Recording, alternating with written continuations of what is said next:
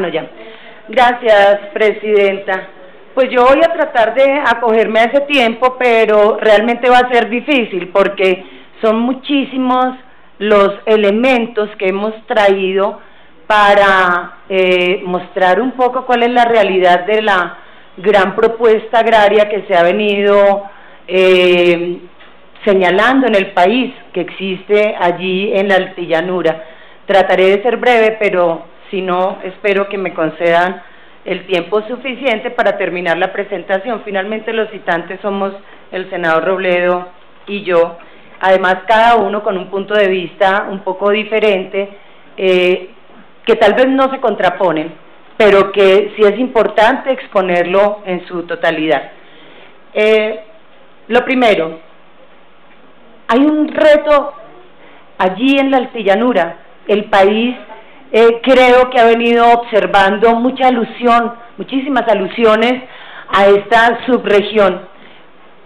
Yo creo que aquí están condensados en esta frase lo que es el ideal de desarrollo de esta zona del país.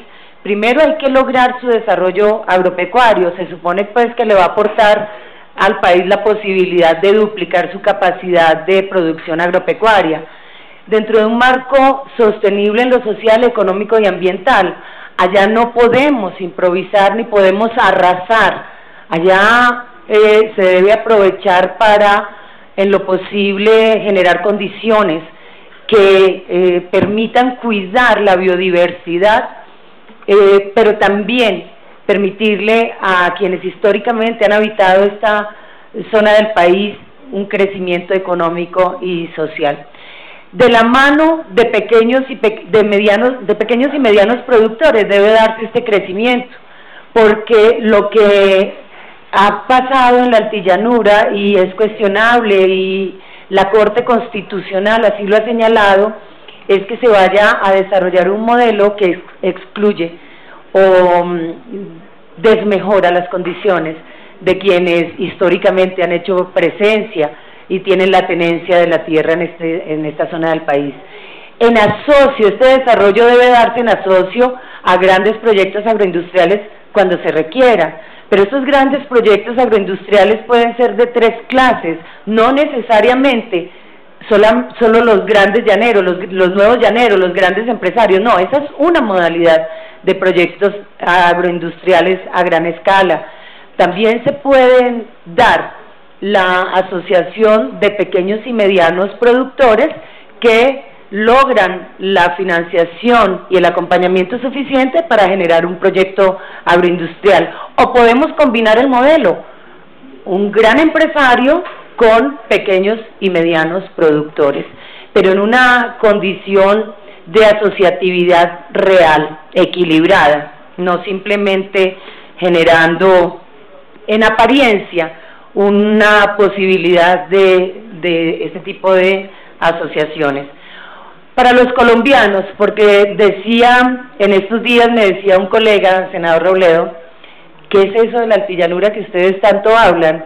Y claro, eso me lleva a pensar que quienes hemos demostrado interés en el tema, o somos de la región, o le hemos hecho seguimiento, tenemos la claridad, pero en general los colombianos no tienen identificado de dónde la importancia del tema, de qué es en últimas lo que estamos hablando, porque esto le suena simplemente a una parte del llano y no se dimensiona cuál es su importancia.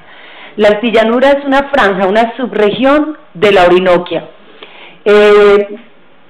Hay altillanura de diferentes condiciones, pero la plana, según Corpoica, tiene una extensión de 4.2 millones de hectáreas, de las que, ya excluyendo las zonas de reserva y lo que es objeto de una posibilidad productiva, son 4.2 millones de hectáreas, que están ubicadas un 25%, un poco más, un 30% en el departamento del Meta, desde Puerto López, y el resto cubre la totalidad del departamento del Bichada. La Altillanura mide 4.2 millones de hectáreas, es decir, 42.000 kilómetros cuadrados.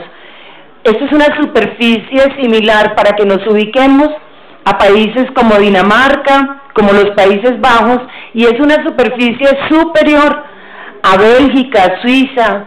Entonces estamos hablando realmente de una zona de gran importancia.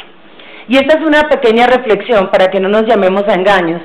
La altillanura no es que esté allí un terreno listo para conquistar por los nuevos llaneros, al contrario, es un sistema bastante complejo, bastante diverso y con unas características muy diferenciadas que en ocasiones se olvidan y se llega incluso al abuso de esta tierra.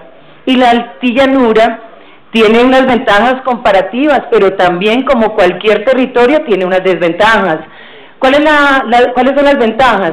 Pues que es una tierra plana, llana, y eso facilita la mecanización, el trabajo con maquinarias.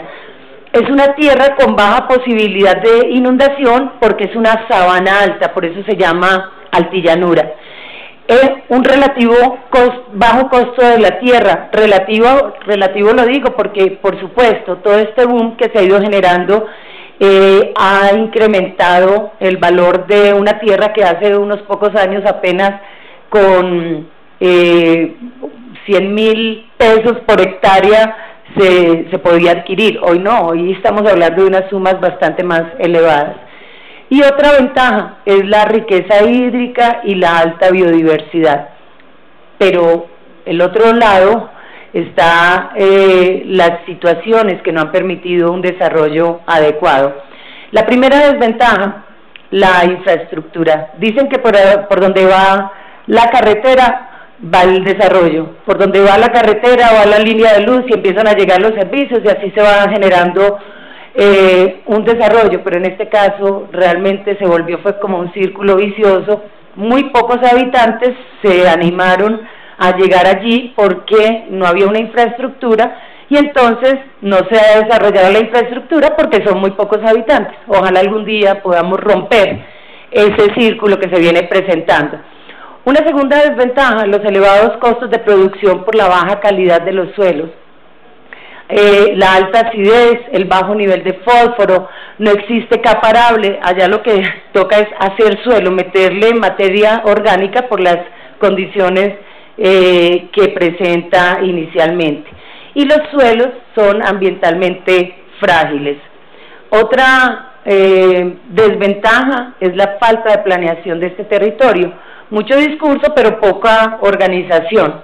Y el último tema que desarrollaremos es la informalidad en la tenencia de la tierra. Vamos a tratar de desarrollar de manera rápida cada uno de estos puntos que constituyen las desventajas que se han detectado en esta zona del país. El primer punto es la infraestructura de la altillanura. En este punto lo que quiero destacar es el poco esfuerzo presupuestal que ha hecho la nación en esta zona del país. Realmente desde que se concibieron las concesiones, desde la primera etapa de las vías para llegar a la altillanura, es decir, desde Bogotá a Villavicencio, vamos a ver cómo hemos estado siempre pagando vía peajes este desarrollo vial, y ya cuando llegamos a la altillanura en sí, pues prácticamente no existe una malla vial. Las concesiones, este esquema se ha aplicado sin compasión a esta zona del país y eso sigue ocurriendo y allí se reclama un mayor esfuerzo presupuestal. ¿Cómo se llega a la altillanura? Si alguien está en Bogotá, esta es la ruta. Bogotá-Villavicencio, Villavicencio-Puerto López, allí son 86 kilómetros en buenas condiciones, es una concesión, están pavimentados, allí se encuentra un peaje. De Puerto López a Puerto Gaitán, 110 kilómetros pavimentados. Bueno, hay una anotación y es que no tiene bermas, y a pesar de que hay 2 peajes que han recaudado lo suficiente, doctor Andrade, no sabemos cómo se está distribuyendo el recaudo porque realmente a la vía no se le han hecho este tipo de adecuaciones. y de Puerto Gaitán a Puerto Carreño son 655 kilómetros, eso sí, sin pavimentar y en unas condiciones bastante agrestes. Sigamos. Entonces, veamos, la vía Bogotá-Villavicencio, acá en esta comisión muchísimas veces hemos hecho el análisis de esta vía que comunica medio país con el resto, comunica el llano colombiano, la Orinoquia, y dentro de ella la altillanura con Bogotá. Tiene 3 tramos, pendientes las dobles calzadas del tramo 1 y del tramo 3, está en ejecución 27 kilómetros del tramo 2 para ampliarlo a un par vial, y su financiación se va a dar en el tramo 2, se está dando vía peajes, y en el tramo 3, Corfi Colombiana acaba de presentar una propuesta de APP por un valor de cerca de, creo que era 1.8 billones de pesos.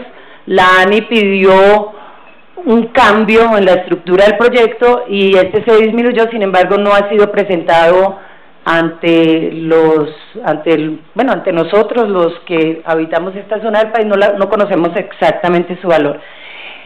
Sobre esta vía, la primera observación hace parte de la primera concesión, la primera generación de concesiones, esa que fue bastante desventajosa para la nación y muy importante para los concesionarios.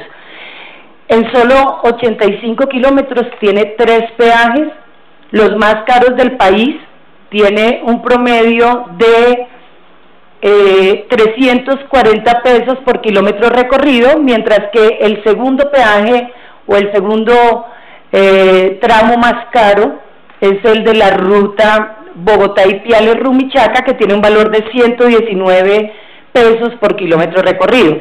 Esta 340, mientras que la segunda 119. Es abismal la diferencia y es una carga bastante fuerte la que soporta esta vía en materia de peajes.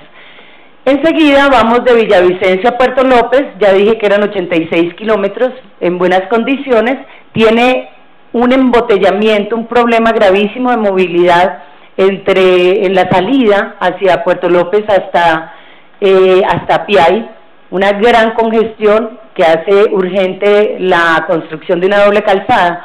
Hay una propuesta de APP de Odinsa de hacer esta doble calzada desde la salida de Villavicencio hasta Apiay, que incluye un nuevo puente sobre el río Coa.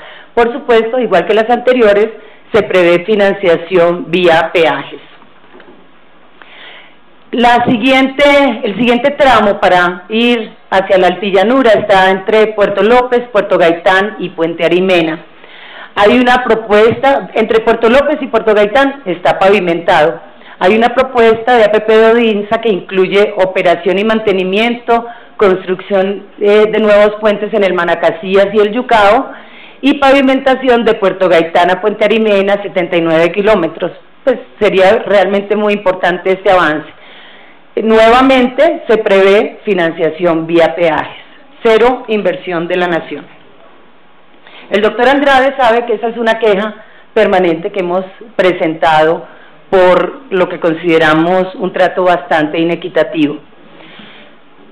Estas fotografías ilustran lo que es la vía Puerto Gaitán-Puerto Carreño. Esta es de hace 2 semanas. Esta ruta tiene 655 kilómetros, pero el 80% de la malla vial de la altillanura, que son como 3.000 kilómetros, es así, es en estas condiciones. No ha recibido o recibe algún esfuerzo local y la nación hace algunas inversiones para mantenimiento, pero por supuesto, como no hay una vía adecuada, así es como encuentra uno el transporte, por eso los precios, por eso los altísimos costos de los fletes en esta zona del país. Allí, devuélvase por favor, allí lo que quiero resaltar es esto. Decía que la malla vial de la altillanura se acerca a los 3.000 kilómetros y de esos solo hay 27 kilómetros pavimentados, pero son ahí alrededor de Puerto Carreño o alrededor de La Primavera, alrededor de los centros poblados, y esos 27 kilómetros se han pavimentado solamente con esfuerzo local. La nación no ha puesto un solo peso para ello. Siguiente.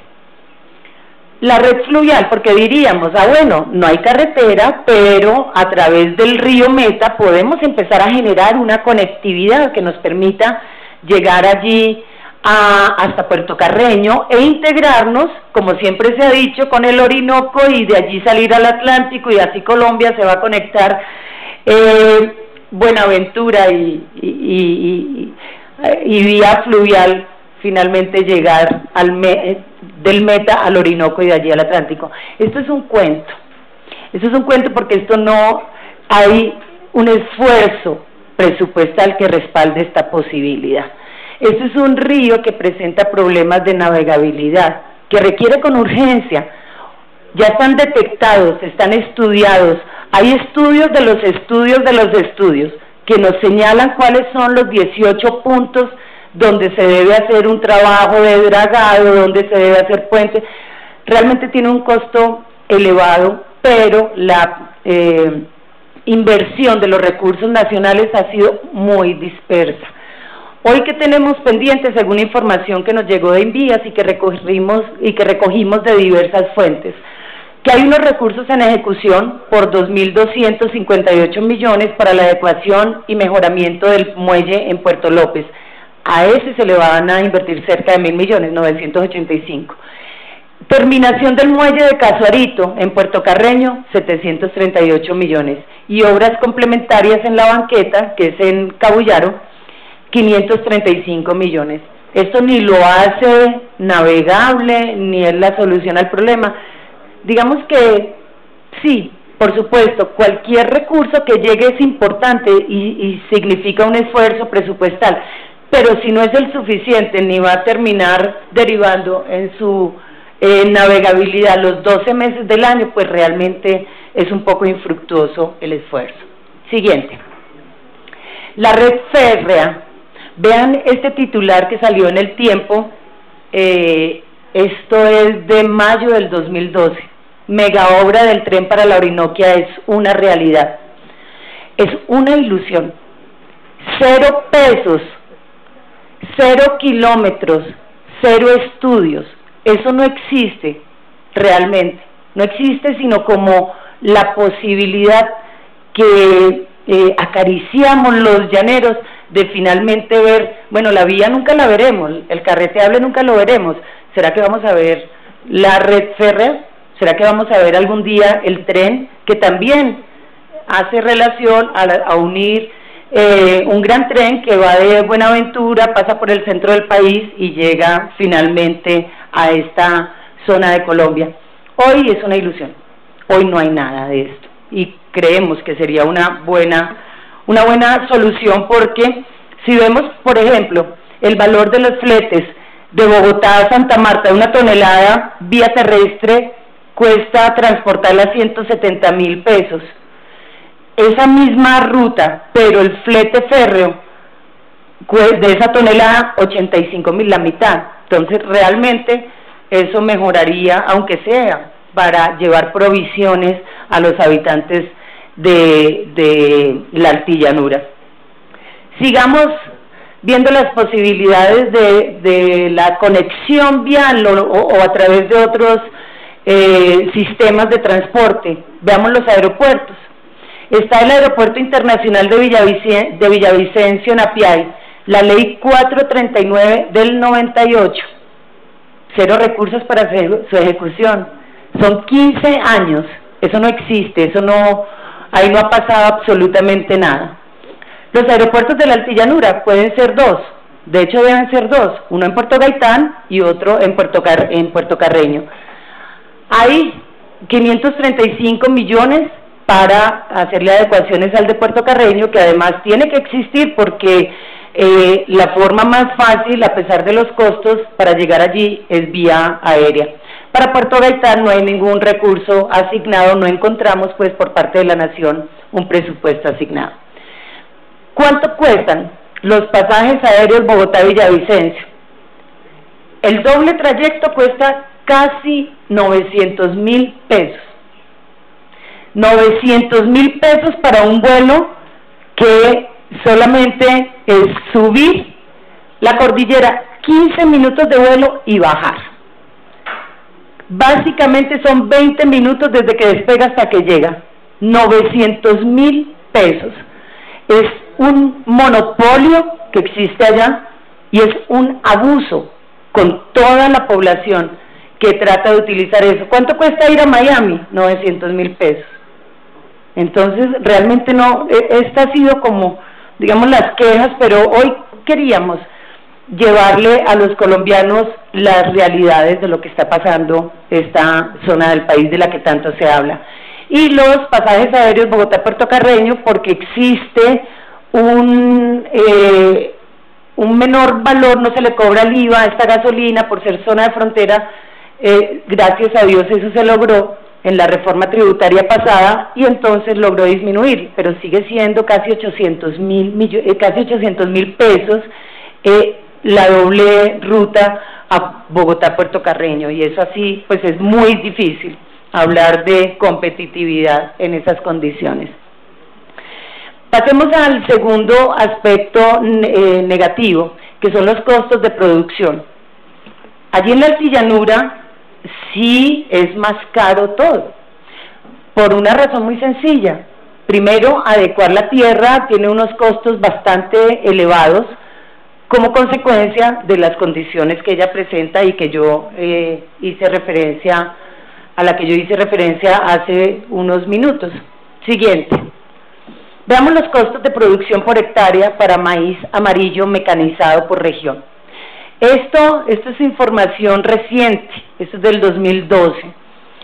En la costa atlántica, producir una hectárea de maíz tiene un costo de 2.488.000 pesos. En el Tolima Grande, más barato todavía, 2.184.000 pesos. En la altillanura, 3.935.000, es decir, casi 4 millones de pesos. Las cifras lo dicen todo. Allá es muy costoso generar este proceso productivo por las condiciones de la tierra, por los fletes, porque todo allí es más difícil.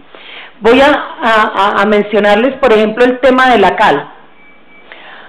La cal tiene un costo de la tonelada por hectárea más o menos entre 150.000 y 200.000 pesos.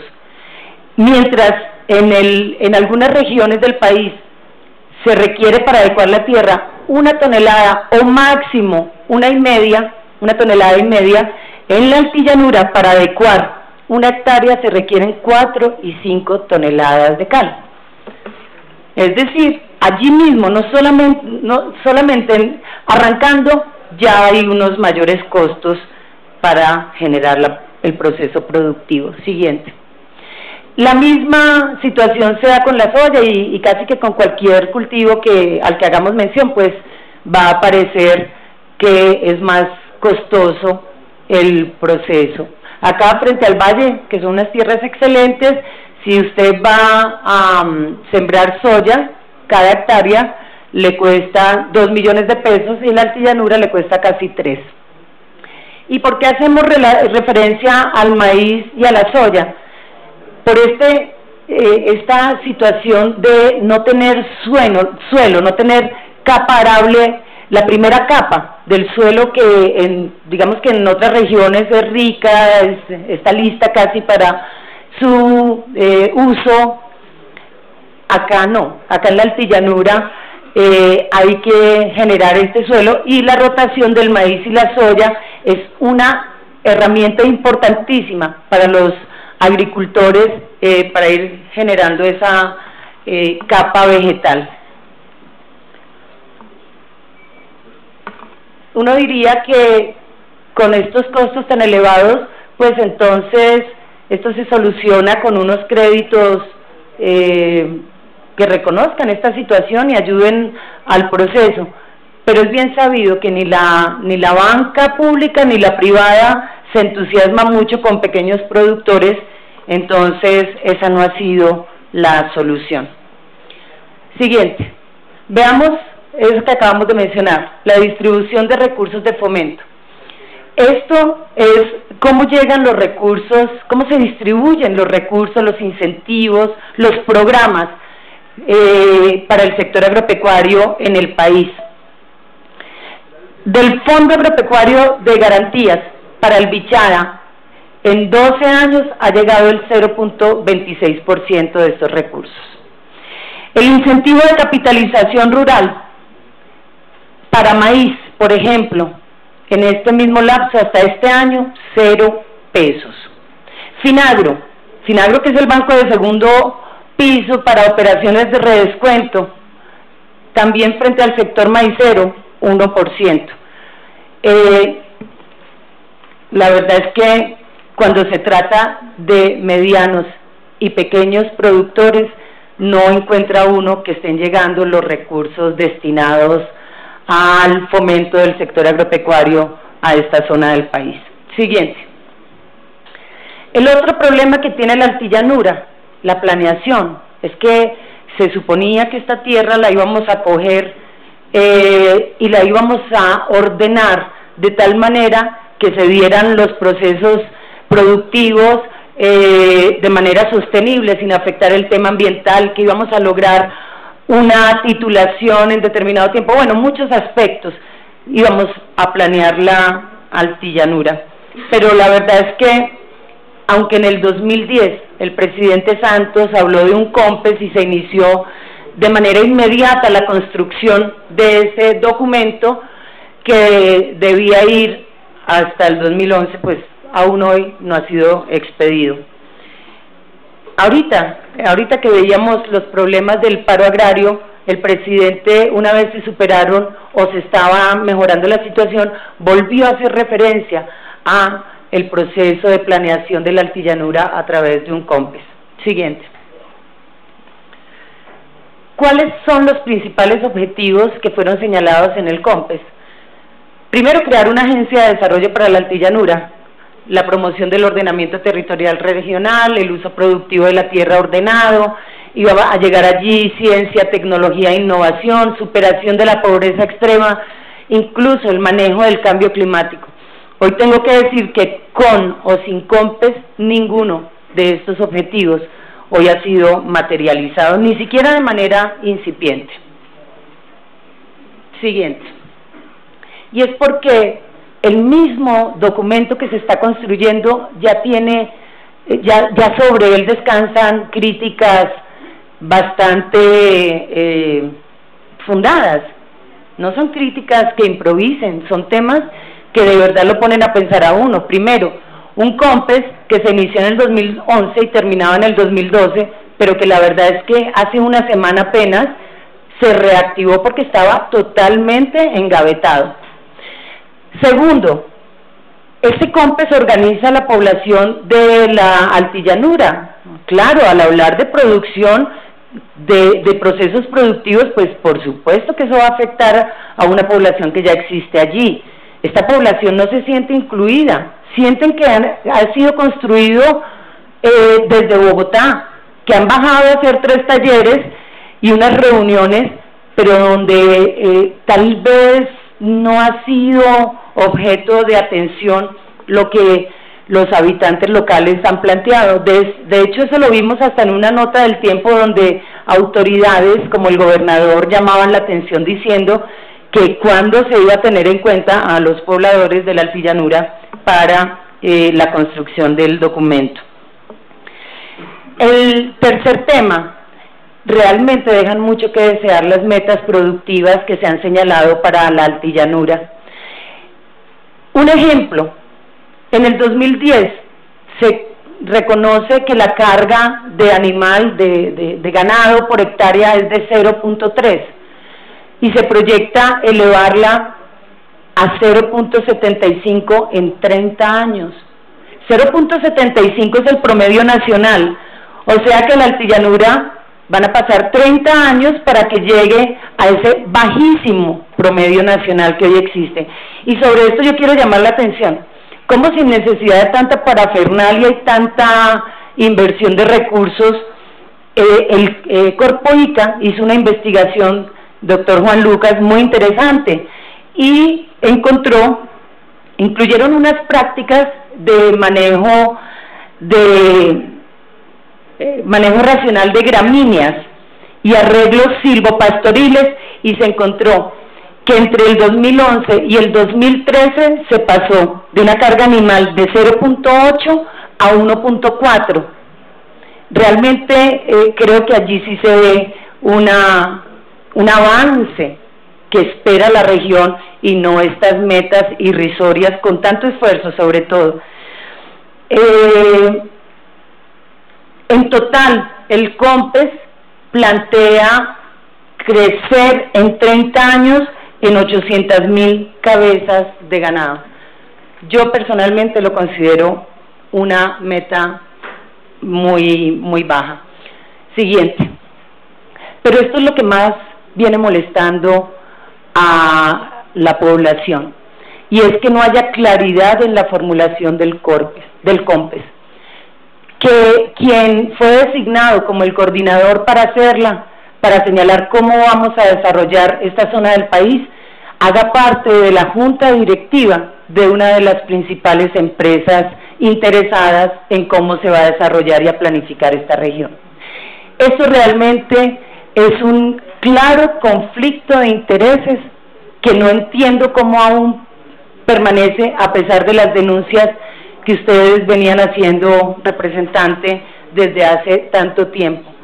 Esto no es sino, esta página la abrimos y la tomamos el sábado 24 de agosto de 2013. Es decir, no es una situación que se oculte ni siquiera, pero está muy mal. Yo creo que si quieren de que el COMPES funcione, lo primero es generar claridad en su formulación y no poner a una persona del grupo que está con mayores intereses a que haga la coordinación. Además, por una segunda razón, porque no lo ha hecho bien, porque no es un documento que esté ofreciendo confianza. Entonces, ¿para qué mantener esta situación que tanto incomoda a quienes están interesados en un proceso claro, transparente de desarrollo de la altillanura? La cuarta desventaja de la altillanura es la titulación. Yo no sé si decir que es la falta de titulación, doctora Miriam, o la sobretitulación o la titulación errónea, porque allá encontramos particularidades bien curiosas. Acuñó la frase siguiente el doctor Manuel Rodríguez, que se ha vuelto una autoridad, un referente cuando se habla de temas ambientales, especialmente de desarrollo de la altillanura.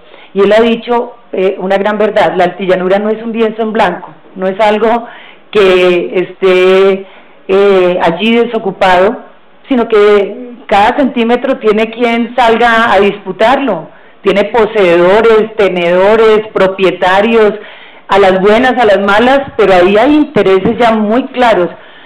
Pero lo que viene ocurriendo es realmente insólito. Puerto López es un municipio que tiene 623.000 hectáreas, de las cuales están tituladas 838.000. Es decir, no es el 100%, es el 134%, un 34% adicional a su área. Lo mismo ocurre en Puerto Gaitán y lo mismo pasa en Puerto Carreño. En Puerto Carreño es dramático, 136% de área titulada. Entonces ahí no sabemos realmente, bueno, sí, las causas son claras, realmente allí no existe un catastro, muchas deficiencias, porque ver a los funcionarios del INCODER en esa zona del país es realmente impactante. Tienen que ir, para ir a titular a Cumaribo, tienen que ir de Puerto Carreño a Bogotá, de Bogotá a Villavicencio, y de Villavicencio sí pasan en avión a Cumaribo. Son condiciones bastante difíciles. Siguiente. Pero bueno, ese tema de los baldíos que está tan de moda en el país, que se anuncia incluso la presentación de un proyecto de ley que de una vez anuncio, pues realmente acá no ha llegado, no lo conocemos, pero que estamos prestos a tramitar en condiciones pues que generen tranquilidad a los colombianos. ¿Cuáles son los antecedentes de todo este sistema de baldíos? Es decir, de la tierra que aún detenta la nación. Primero, la reforma agraria de la ley 200 del 36, que tenía como una presunción de propiedad privada, decía, no son baldíos sino propiedad privada aquella área que sea que estén poseyendo unos particulares, y así lo reconoció la Corte Suprema. Dijo que al tenor de este artículo primero de la ley 200 se presume no ser baldío, sino que se presume la propiedad privada. En la ley 135 del 61 ya empezó a cambiar la filosofía de los baldíos, se comenzó a hablar de las unidades agrícolas familiares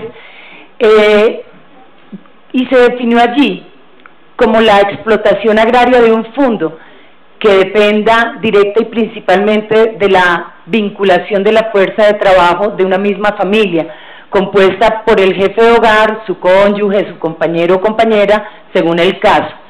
De esta manera, ya la UAF se concibió como una herramienta para la caracterización de la propiedad, de las familias y la asignación de subsidios a pequeños productores agropecuarios. La Constitución del 91 dio un paso más adelante en el tema social y empezó a desarrollar un concepto que ha sido muy importante en el país, la función social de la propiedad. Ya no solamente se trata de productividad, sino que debe ceder a los intereses generales cuando estén en contraposición con los particulares. Y en los artículos 64 a 66 habló del acceso progresivo a la tierra de los trabajadores agrarios. Es decir, empezó a generar unas garantías para que los trabajadores de la tierra rurales empezaran no solamente a trabajarla, sino a tener la posibilidad de acceder a su propiedad y de esa manera generar equidad, igualdad en el campo. Eso fue lo que originó, lo que dio origen a estos artículos de la Constitución Política. La Ley 160 del 94. Ahora sí, ya nos adentramos a la discusión que ha venido dando con tanto acierto usted, senador Robledo.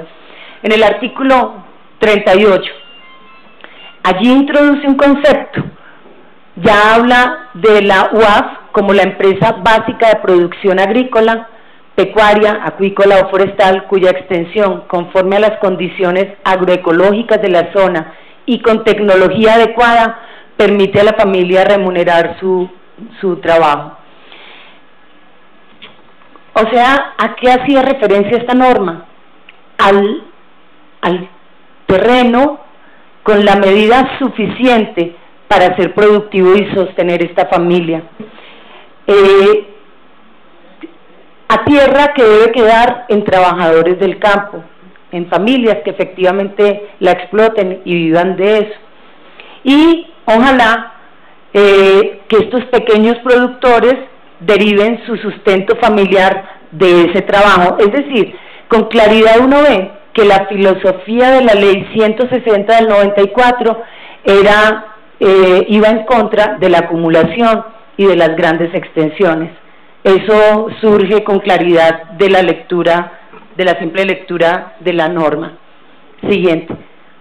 Por eso entiende uno que si esta era la norma y hacia allí se venía encaminando basado en los artículos que previamente mencionamos de la Constitución, cuando se presentó el Plan Nacional de Desarrollo y dentro de él se incluyeron estos artículos, por supuesto que se presenta un choque entre lo que perseguía inicialmente los baldíos con la nueva visión empresarial que pretendía implementar o darle un marco legal el gobierno nacional. Yo recuerdo, senador, que cuando estábamos estudiando el plan de desarrollo, lo que pedíamos era que estos 3 artículos se sacaran del Plan Nacional de Desarrollo y se incluyeran en un proyecto de ley y pudiéramos dar un debate amplio. No es que estuviéramos en contra, es que veíamos una falencia,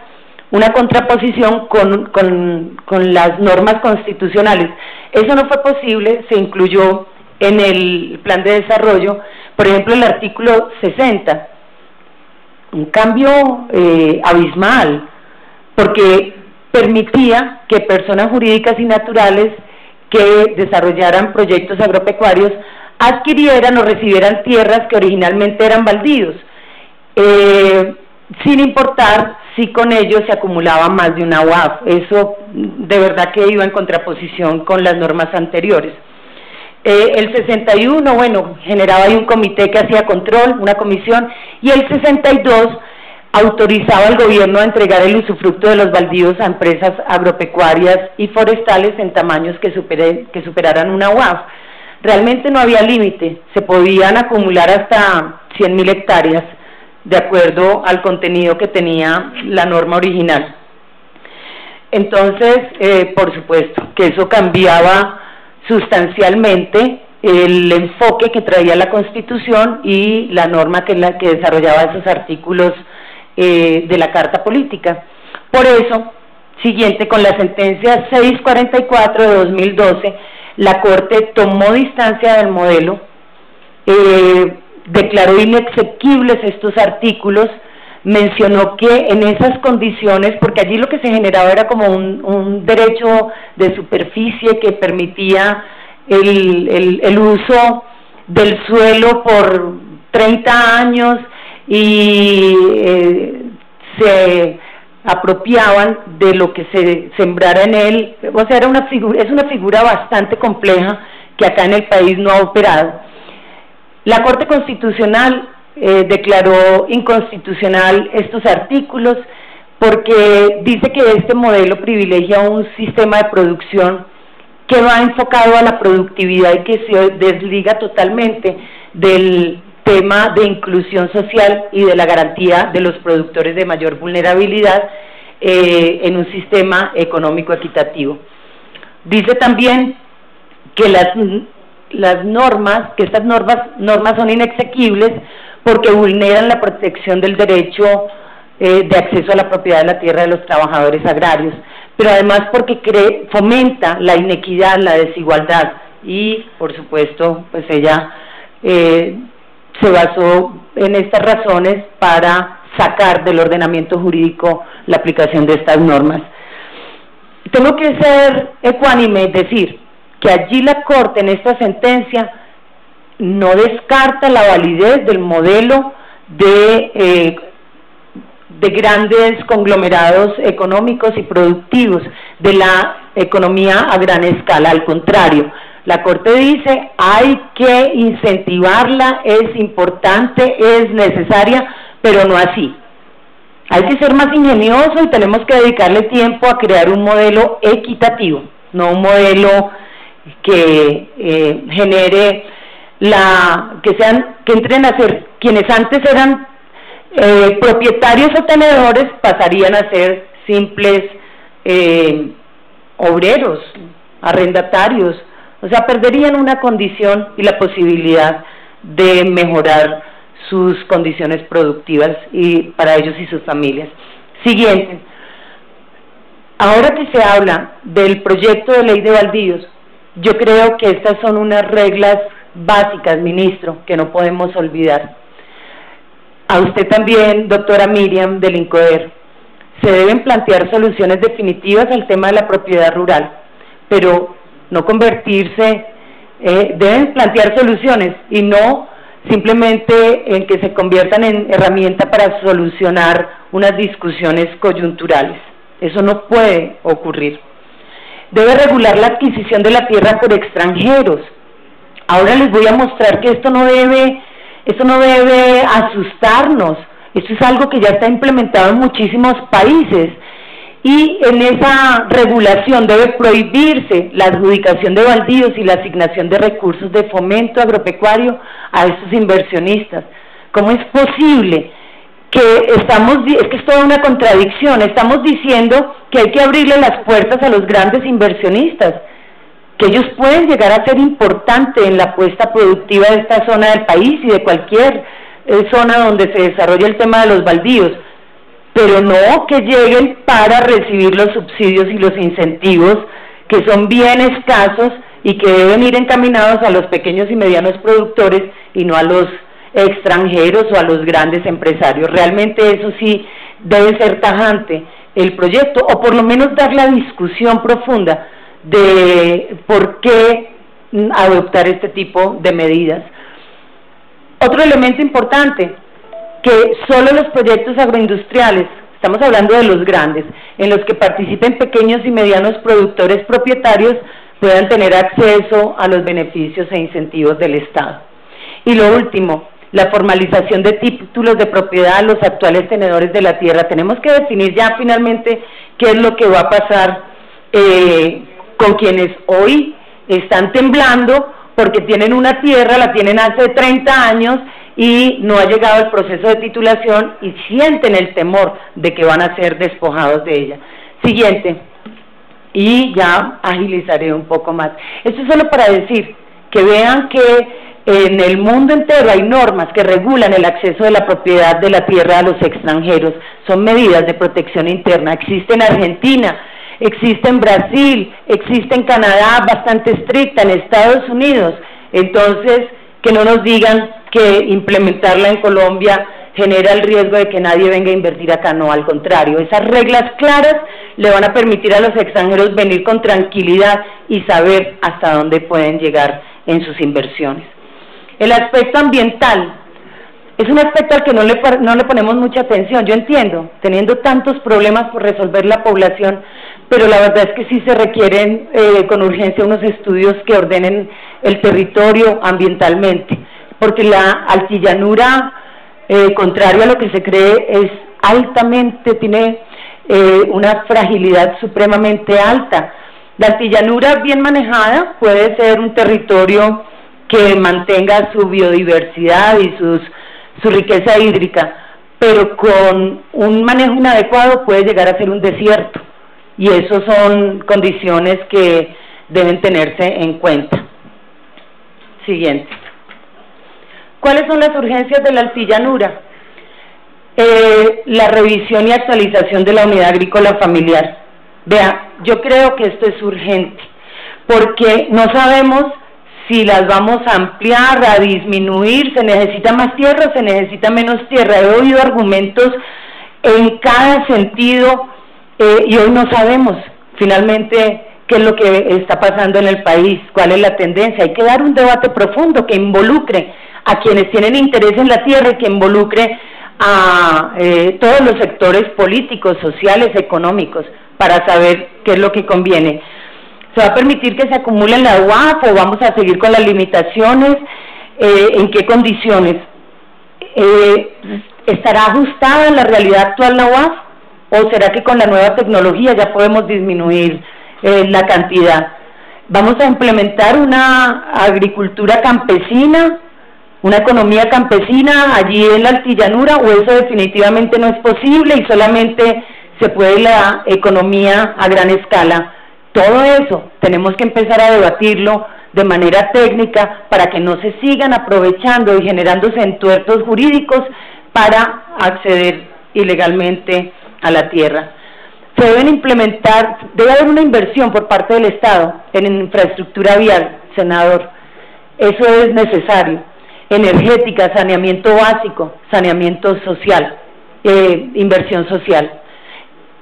¿En qué inversión social? Como en cualquier lugar del país, son colombianos y requieren educación, salud, todas las condiciones adecuadas para poder vivir en nuestro territorio.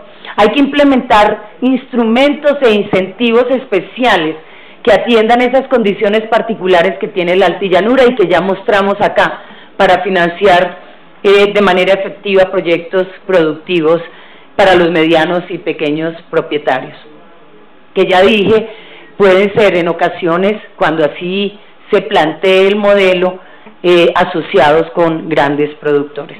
Siguiente, otra urgencia, se debe dar un financiamiento a mediano y largo plazo para proyectos productivos de los pequeños productores, eso lo contempla desde el 73 la ley quinta. Un aspecto fundamental, garantizar la asistencia técnica. Doctora Miriam, en estos días le comentaba yo a usted cómo es de importante que no se siga generando esta falta de asistencia técnica y de esa manera disminuyendo la productividad en el país. ¿Cómo se debe hacer de manera barata y que de verdad sea efectiva, como lo preveía la ley?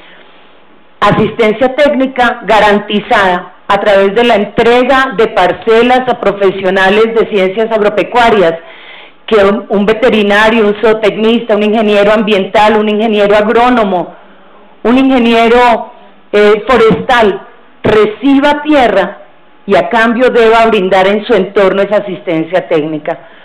La doctora Miriam, quiero anunciarlo acá, me accedió a esta solicitud y dijo que ahora que el INCODER tiene 17.000 hectáreas, de las cuales no todas son productivas, van a implementar este modelo con estos profesionales agropecuarios, irrigando su conocimiento para volver a tener asistencia técnica en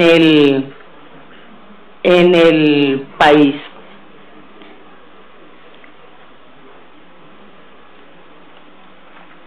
Siguiente.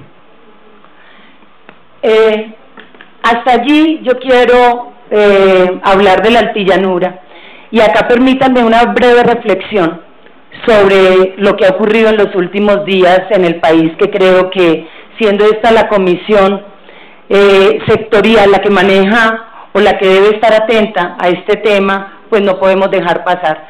Son unas breves reflexiones que se inician diciendo: cuando sacaron el balance de los costos que había tenido para el país, los 5 primeros días de paro, esos ascendían a 750.000 millones de pesos para la economía nacional. Aceleche nomás dijo que perdió 800.000 litros y que esto en plata se traducía en 700 millones diarios. Los camioneros hablaron de 712.000 millones de pesos. El sector avicultor, las pérdidas las señalaron en cerca de 25.000 millones de pesos. Todo esto, pues ya sumando los costos del paro, uno se pregunta, los casi 20 días que duró, ¿qué costo habrá tenido para la economía nacional y para todos los que de alguna manera se vieron afectados, no solo en productividad, sino también para las pérdidas, las vidas humanas, para quienes resultaron lesionados, para la convulsión que vivió el país en estos días? ¿Cuáles son los factores que originaron esta crisis?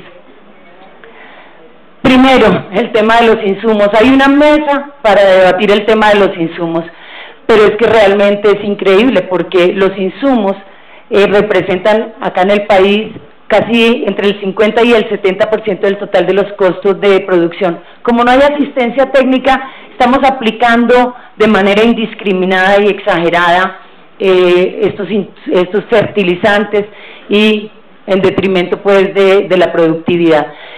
Fracasó la política de libertad vigilada de precios, eso es un hecho, porque hoy no los tendríamos si esta resolución estuviera rindiendo los frutos que se esperaban. En esa materia les anuncio, se está pensando en adoptar una libertad vigilada de precios, pero ya no solo para los importadores y productores, no solo para importadores, productores y distribuidores, sino para toda la cadena que va hasta el comercializador final, el de la tienda o el del almacén de agroinsumos. Siguiente. Los récords vergonzosos que tenemos en materia de insumos, en estos días lo leíamos y por eso quiero hacer referencia a esta nota de prensa. Récord en aplicación de fertilizantes, todo por falta de asistencia técnica. El Banco Mundial ubica a Colombia como uno de los primeros países que más utilizan y más aplican fertilizantes, con 499 kilos por hectárea entre los años 2008 y 2012. Y el Departamento de Agricultura de Estados Unidos, del año pasado apenas, dice que Colombia aplica 521 kilos por hectárea, mientras que el promedio total en América Latina es 148 kilos, en Asia 85 kilos, en norte de África 157 y en el África subsahariana 10 kilos. Realmente en esas condiciones es muy difícil, no solo ser productivo, sino además competitivo frente a todos los tratados que hemos venido celebrando. Siguiente. Pero los récords no terminan allí, hay récords en precios altos.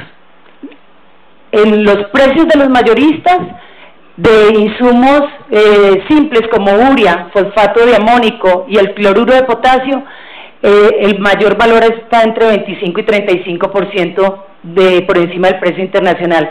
Y ya cuando son los minoristas, ya a eso se le suma un 15%, cerca del 45-50% de mayor valor frente al precio internacional. Hay sitios donde es mucho mayor, del 50, del 80%. Entonces, allí se revela que tanto el eslabón importador-comercializador como el comercializador-consumidor no están siendo objeto de una efectiva vigilancia. Otros factores que nos han llevado a esta crisis, siguiente: el contrabando, la deficiente infraestructura que ya mencionamos, que hablábamos de la altillanura, pero que en realidad se presenta en casi todo el país rural. Siguiente. Los tratados de libre comercio. Realmente los tratados de libre comercio y la inserción en la economía global no es un pecado, no está mal. Lo que está mal es celebrarlos y poner en una situación de desventaja nuestra producción agropecuaria.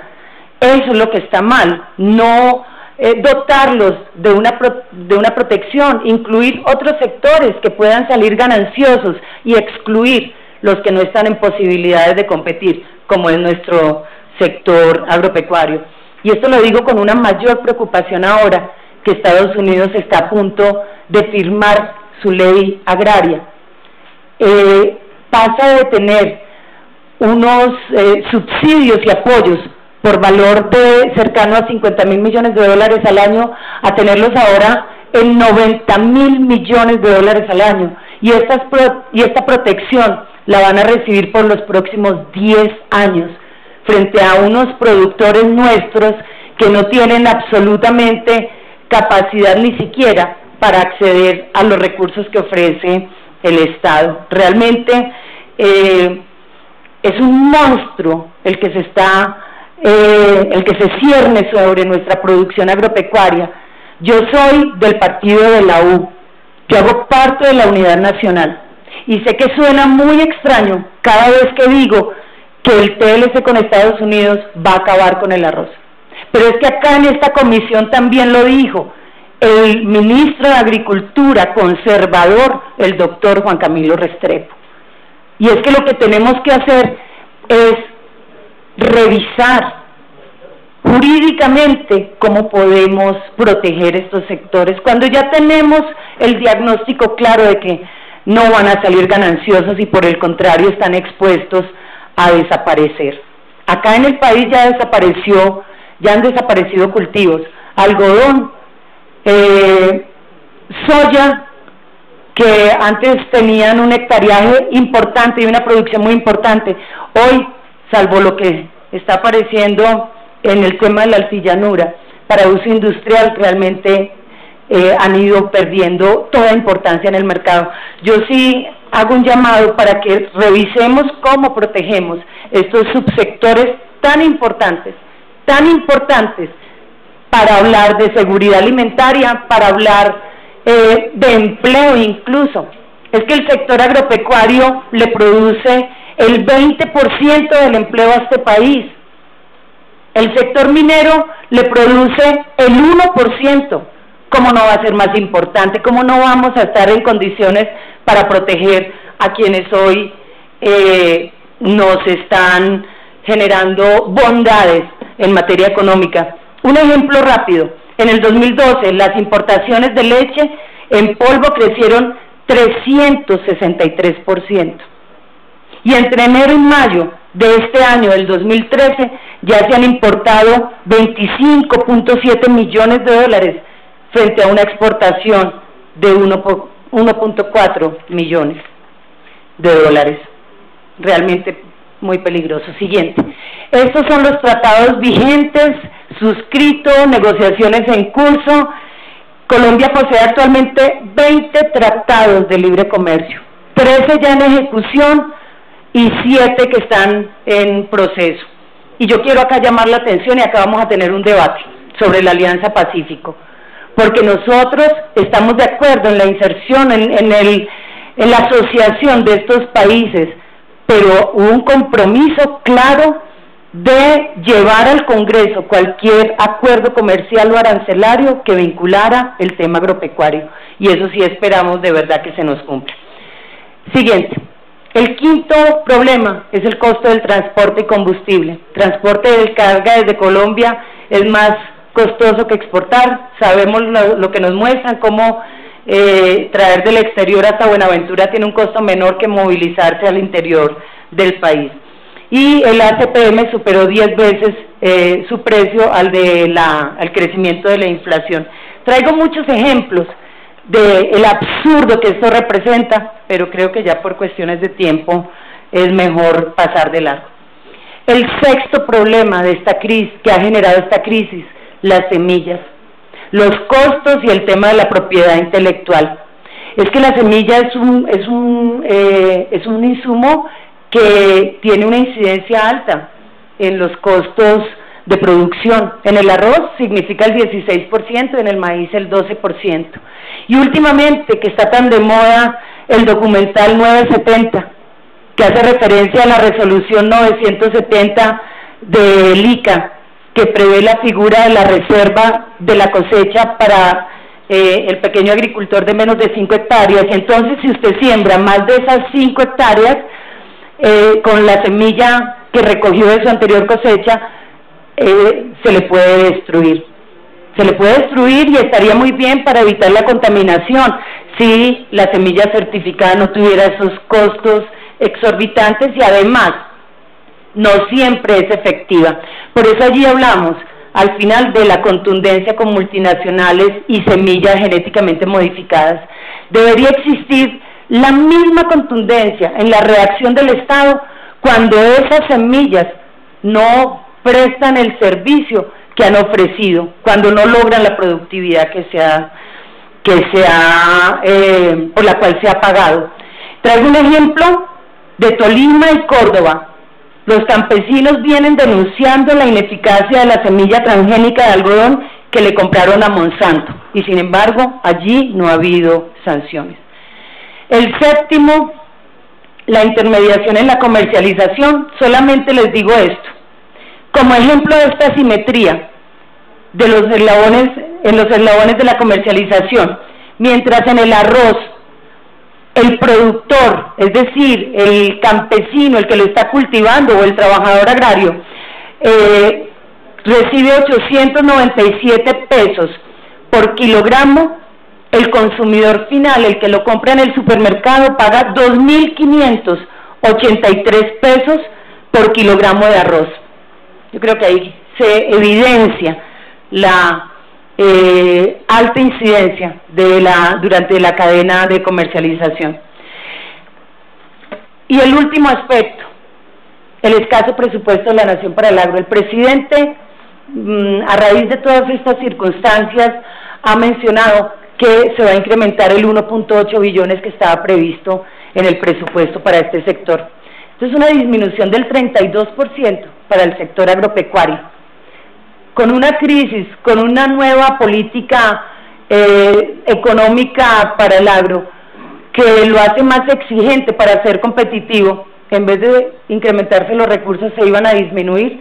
Eso carece de lógica.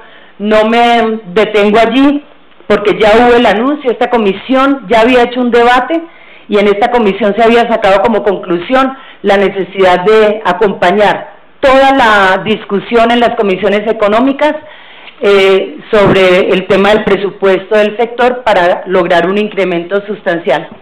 Última. Esa fue una reflexión que hizo Daniel Samper en estos días en una columna muy importante para hablar de la crisis, y yo la comparto. El campo colombiano está agobiado por la pobreza, la violencia, la injusticia social y los TLC.